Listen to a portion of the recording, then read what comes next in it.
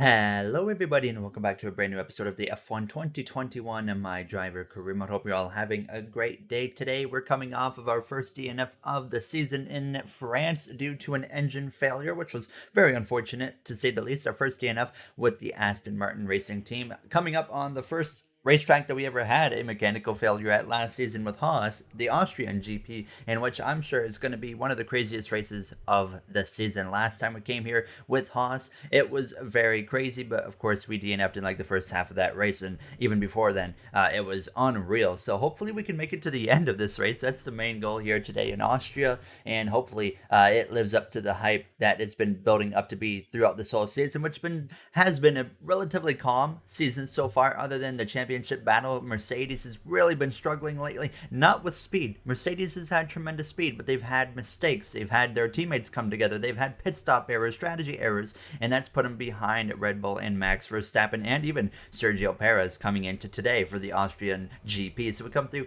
into the weekend here for this first practice session at the Red Bull Ring, getting ready to get some laps under our belt here in this Aston Martin. Now, as you can see, the McLaren Daniel Ricciardo not really been stepping it up lately here in the My Driver Career Mode. His seat could be at risk at the end of the season if he cannot step it up. His teammate, however, Lando Norris, who had a rough start to the season, has really picked it up lately. Got his first win of the season recently in Baku, so definitely keep an eye on Norris here, maybe as well in Austria. Like I said, he's really stepped it up lately. So a little bit of a mixed weather situation going on for this race weekend here as you see us doing our practice programs, but it was looking like it was going to rain for the first bit of qualifying, so that was something to keep in mind here as we're doing decent in our practice programs, but we jumped straight into our qualifying session, the first one, and sure enough, it was raining for Q1, so we had to use the intermediate tires for this first session. It was looking like it might rain as well at the beginning of Q2 or still be a little bit damp. It was hard to tell what exactly it was going to look like for that second session, but I didn't make a lap till late because I was trying to wait for the weather to get better. Unfortunately, I actually ended up going earlier than I should have because it was no longer raining, so the track was drying as the minutes were counting down. So I put myself into a position where I ended up having to run 3 consecutive laps on the intermediate tires because the track conditions kept improving as the minutes were counting. So I ended up pretty much staying out as long as I could, and my laps kept getting better and better and better. So our second lap was better than our first, and then our third lap would end up being better than our second and third lap. This is my final attempt right here, coming through down the straightaway to the line, just below a minute left in the session. We crossed the line for P13, and fortunately that would be enough to get us into Q2. Not by a whole lot, but like I said, it was enough. Sebastian Vettel there, our teammate, in 11th place there, as we were about half a second or so above P16 there to advance into the second qualifying session. We come through late into Q2 again. I had waited a while because you can see there was some laps set on the intermediate tires at the beginning of the second session, so I was hopeful that we could set some decent pace. We were actually looking really fast because we were like the first one to set some laps on the soft tires, so of course we're going to be the fastest at this point in time. So we had come through to cross the line P1, and then I knew automatically I had to go and set another lap, hopefully to improve that, because I knew that was going to be nowhere near good enough to get into Q3. So we ended up improving our time by about 0.4 of a second nearly, but it ended up not being enough to get into Q3, and actually quite a ways off of our teammate of Sebastian Vettel, as we end up P15 for the Austrian GP, 2.1 seconds off the leader, and like 0.8 of a second off of our teammate of Sebastian Vettel. So some work to do here in the Austrian GP, to say the least, now as we're going to go to the grid and send it over to Crofty. Good afternoon and welcome to Spielberg, and to a circuit that in one form or another has held every Austrian Grand Prix in the championship, except the very first back in 1964. It was at this race that John Watson lost a bet and his beard when he took Team Penske's only F1 victory in 1976.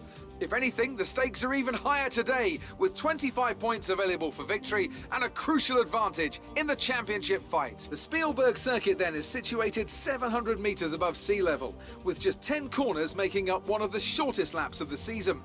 One time around here is a distance of 2.6 miles, with the best overtaking chances into turn 1 or the tight uphill turn 3. Also here, of course, is Anthony Davidson. Let's have a chat about McLaren. What do you make of their performance so far this season? Well, the atmosphere within that team seems very positive at the moment. Everyone seems like they're in great spirits and having a lot of fun doing what they do, and that's definitely contributed to the performances we've seen.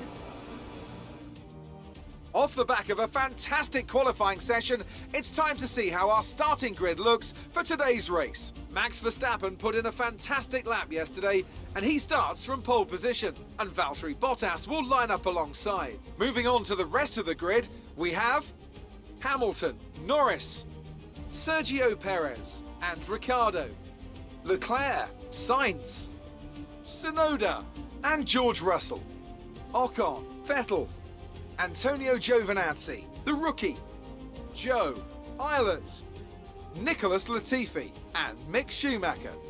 Gasly, they've taken a grid penalty, and Lance Stroll brings the grid to a close. That's it then, it's time to go racing as we head to trackside for today's race. There you saw the starting grid. Lewis Hamilton in P3, Lando Norris 4th, and then you got Verstappen on pole, Bottas in 2nd place. Pierre Gasly ended up taking a grid penalty, so we move up one spot into P14 as Gasly has to start from the back of their grid as we get this formation lap underway. Really felt the anticipation getting going here. Like I said, I knew it was probably going to be a bit of a crazy race here today in Austria, so it's all about staying out of trouble today and just not making mistakes, and hopefully we can get, honestly, towards the top 5 finish, I think, if we stay out of trouble in this one. So it's going to be an interesting race to say the least, as we're starting right behind our teammate of Sebastian Vettel as everybody gets to the grid now as we're ready to go. 5 lights and out.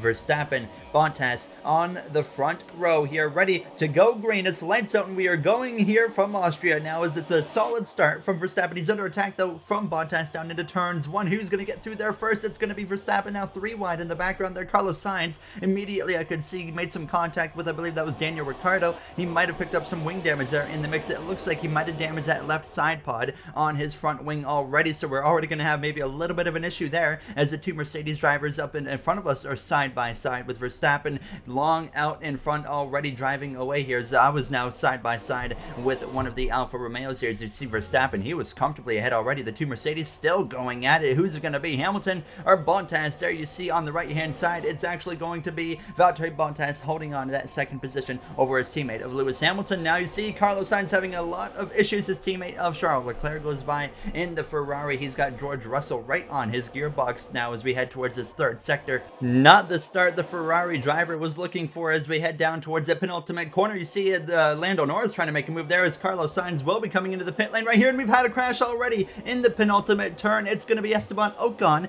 out of the Austrian GP. The virtual safety car would end up coming out from that incident here on just the 1st lap. We're going to get an immediate look at what happened right there with Ocon on board.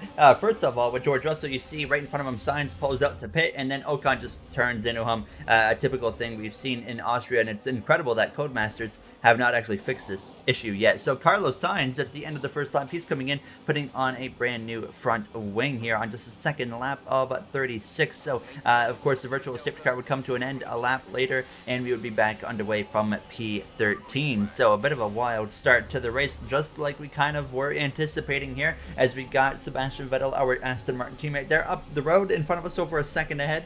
DRS is not enabled yet due to the VSC, but we are not in DRS range either of our teammate of Vettel, and Nicholas Latifi there on the medium tire behind us actually got right to my gearbox down into turns 2. But now to lap 4 of the GP, and we were actually closing in because Vettel was stuck behind 2 slower cars, the Williams of Giovinazzi as well as Guan Yu Zhou in the Alfa Romeo. So now to lap 5, we've gotten right to the back gearbox actually of our teammate of Sebastian, and he just can't do anything. So I'm going to be able to capitalize on this probably and create a potential passing opportunity for us. Now is actually up ahead though. Yuki Tsunoda has a punctured right rear tire in the AlphaTauri BMW. Everybody is stacking up behind him. We're going to come piling into this situation. I'm trying to find my way, navigate my way through here. We were able to pass Sebastian Vettel during this whole disaster right here, and the safety car actually comes out for the first time in the GP. 5 laps in, we've had a VSC, and now we've had a safety car. And you're going to see, when I was rolling up on the situation, I had no idea what was going on at first. first. I was like, why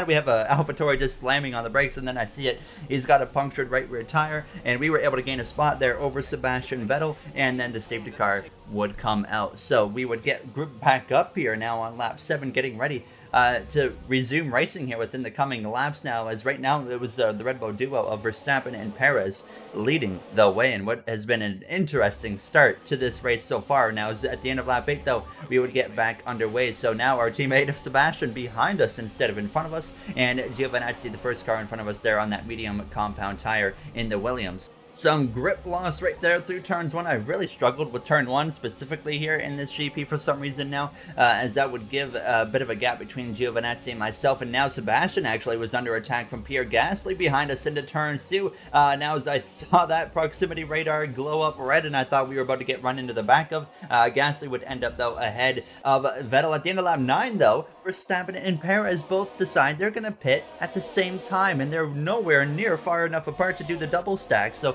a very confusing strategy, which is going to potentially destroy Perez's whole Grand Prix here. Now, as Verstappen, of course, has the luxury of being in front, and he is not going to be held up whatsoever. So a weird moment right there, wondering why Red Bull would decide to do that now, as we would put the attack to Antonio Giovinazzi now on lap 10. Now he has that harder compound of tire, but as well we have the softer compound and the faster car, so even though our tires are going to wear quicker, we can still complete that pass on the Williams driver of Antonio Giovinazzi. So now on lap 11 we had the Ferrari of Charles Leclerc coming to the pit lane. Gasly, who was just behind us, came into the pit lane. Now on lap 11, Guan Yu Zhou and the Alfa Romeo coming into the pit lane here, as we do what the AI don't do. We actually avoid hitting a car that's coming into the pit lane. So fortunate for us now, as we also have George Russell in the Alpine, Lando Norris in the McLaren pitting. So we're up into P3 as our pit window would come open now on lap 15. I think we're right in the area of where we had our mechanical failure last season in Austria. So at the end though of lap 15, I'm coming into the pit lane. There goes Verstappen,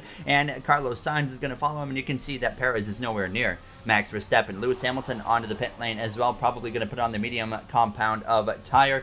Sebastian Vettel is going to pit with us, so he's going to try and do the double stack as well. Hamilton, by the way, had to replace his front wing, so Lewis Hamilton got stuck in the pit lane for some extra seconds. We overtake him, and now here we are, going to gain one position. Of course, Lewis on the Mercedes, he's going to be able to just drive right on by us once he gets to us here within a couple of laps, really. So here we were in P11 as we get back out onto the track, and it was just a matter of time until Lewis gets to us, but the safety car comes out again for the second time on the day on lap 16. It was for Sergio Perez, who goes 3 wide in between Leclerc and Ricciardo and drove into both of them, put debris all over the track from his front wing, as then he would come into the pit lane under a safety car, and an invisible pit crew member would put the wing on for him. What is going on in this Austrian GP? It's getting crazier and crazier as the laps go on. I did not expect to see an invisible person throwing a wing on a car. So safety car was back out. Lando Norris was out in front at this point in the McLaren over Bottas and Leclerc.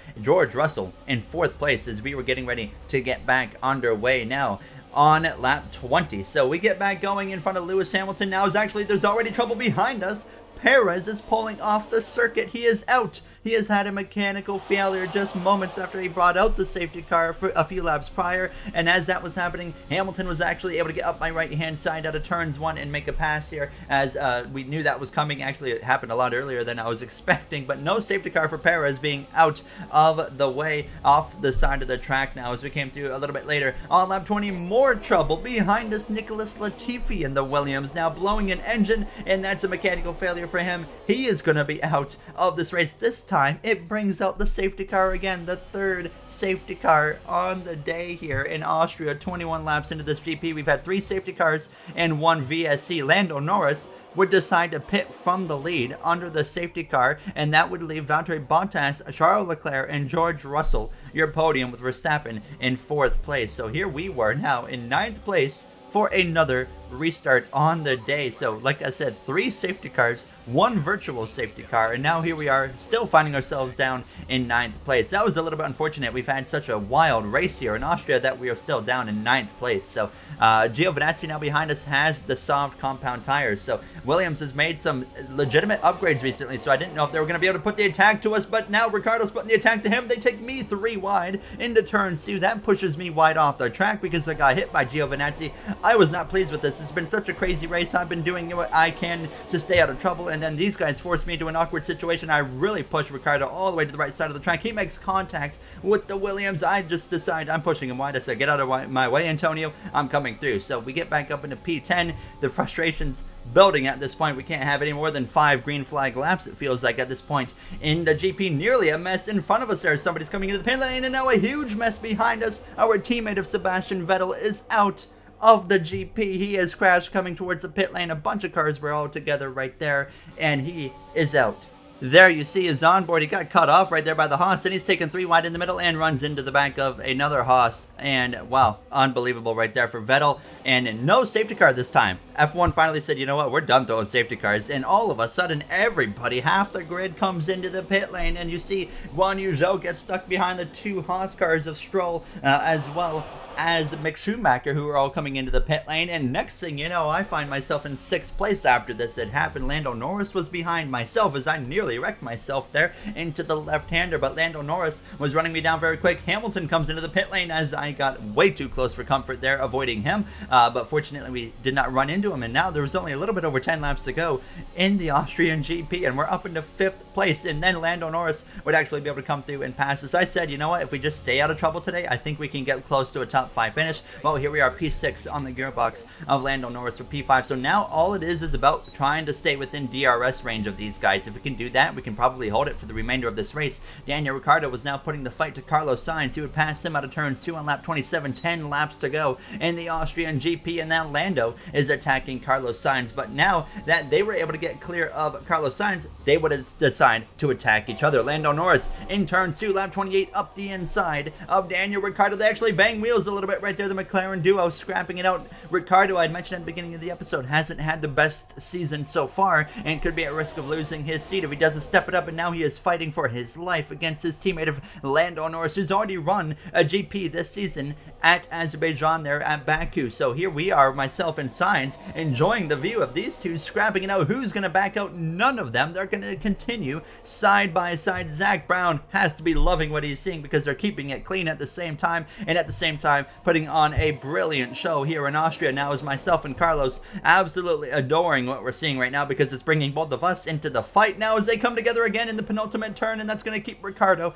out in front through the final turn. But I don't think this battle has quite come to a completion yet, because now Lando back up the right hand side into turns 1, and now myself and Carlos Sainz are right here on their gearbox as they come together again, and here I come up the inside of Carlos Sainz, and we're right to the back of Lando Norris and Ricciardo, who are side by side. I'm gonna swing to the right and get past Lando. Up into 4th we go, and a big lunge to the left hand side, too deep though into turns, so we outbreak ourselves off the track again in turns, so we come back on, and we're gonna actually have to make sure we let Lando Norris by, as what a race this has been. Now Ricciardo, Ricciardo we had to let by. Norris got in front of him, but they're not done fighting yet. More contact between the two McLaren drivers. Norris finally completes the pass on Daniel Ricciardo, so we can finally get now a late race update of what's going on. By the way, there's a race for the win. I mean, Valtteri Bottas is well in front of Max Verstappen. Norris, Ricciardo, myself, your top 5 as well. Carlos Sainz dropping back. He's on the hard compound tire, so that's why he's kind of lacking the pace.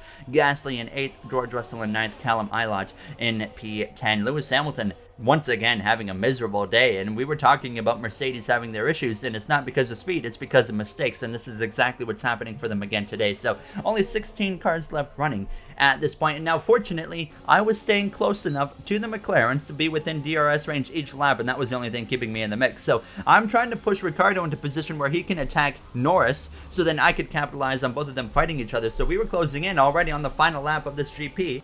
Ricciardo close to Lando Norris, but not close enough at this point. So I was hoping that I could give him one final push towards Norris. And now as we came through to start the final lap of the Austrian GP, Valtteri Bottas in control at this point. He's just cruising to victory now as we come through out of turns 1. This is the closest Ricciardo had been with, since he had gotten passed by Norris, actually, out of turns 1 to make a move. And here we go, down towards turns 2. Ricciardo looks to the left, he swings back to the right as Norris defended to the left, and they're going to be side by side through turn 2, and that's going to bring myself into the mix, but are we going to be close enough now, as it wasn't quite enough from myself to actually get close enough? So we have to settle in for P5, but still a great day now as Ricardo makes that pass for that final podium spot on Lando Norris, who doesn't seem to have much, and now we actually spin the car around in the final sector. Into the sand we go, pushing too hard, trying to make something happen that probably wasn't going to happen, and now we have to rejoin back on the track. That's the second time since Baku we have wrecked ourselves on the final lap. Gasly goes by in the AlphaTauri BMW, and we lose some crucial positions, and we nearly wreck again with the sand on our tires as we come through into the final turn, of the gravel I should say, on our tires, and we end up now in 8th place as we cross the line to finish the Austrian GP in what has to be the craziest Formula 1 race I've ever seen. Unbelievable and disappointing that we ended up dropping 8th there with a big shunt on the final lap as Pierre Gasly wins driver of the day, as we have some post-race celebrations here from Austria. So Mercedes have won it, and what a great race it was. Anthony, tell me, what was it that helped them achieve this success? Without a doubt, the safety car changed everything today. The key to their success was keeping calm and reacting to the situation quickly. We've seen teams in the past throw away wins because they were too hesitant, but here they were decisive, and that's allowed them to take the advantage. And I can see the drivers starting to approach the podium for the victory celebrations. A real team victory today. Everybody played their part. Congratulations then to Mercedes, your race winners today.